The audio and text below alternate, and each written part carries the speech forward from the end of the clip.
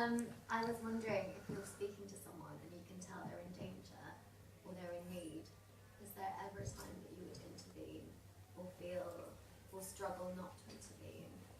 For example, in Ben's documentary, when there was a woman who'd been raped, and you said essentially, I'm sending her back to a deathbed now.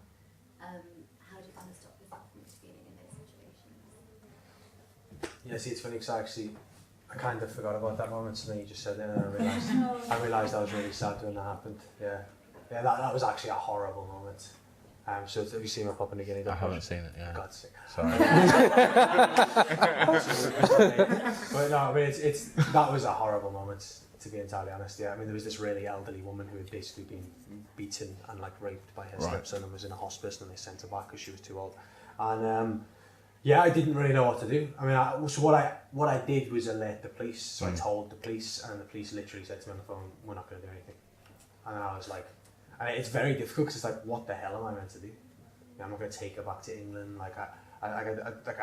And it's also like, what are you meant to do? It's kind of like, if you're a journalist and you're literally intervening in everything you see, you're an activist, and it's like it's not like journalism anymore. And yeah, I mean, it's hard. And the same with the guy I was talking about when I was in Libya, and he was kind of being sent to a detention camp. You know, there was a thought in my mind. I was like, I'll say he's a translator and put him on the boat with us and just get the hell out of here. And then I was like, well, obviously you can't do that because then like you put everything in jeopardy. So in truth, you can't really do that much in the moment most of the time. I mean, if someone's literally about to die, then yes, obviously you're going to save them, but you know, it's hard. I mean, in reality, most deaths won't occur in that kind of predictable sort of, yes, this is right, I will now step in and consult my little guidebook on when to step in. But, yeah, on a wider point though, if somebody's talking to you, you know, they're about to go back to a terrible situation where they might die, but they're talking to you. They're telling you a story that nobody else has heard, that they may never have the opportunity to tell again because of the reality of their life, which has nothing to do with you. You just happen to be there at that right moment. But they were going to go back and die anyway, regardless. But this one little moment, this 10 minutes out of their life, means that their story now is being told to millions of people. So if they die, they got the chance to tell people about why and how that happened, which they wouldn't have done otherwise.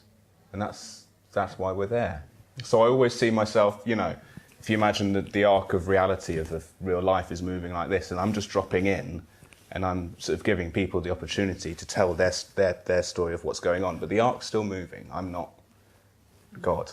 Like, time continues. That's why you can see it's difficult emotionally, because you start to occupy this realm where like that isn't necessarily like a human reaction, but you have to react like that. Like you can't.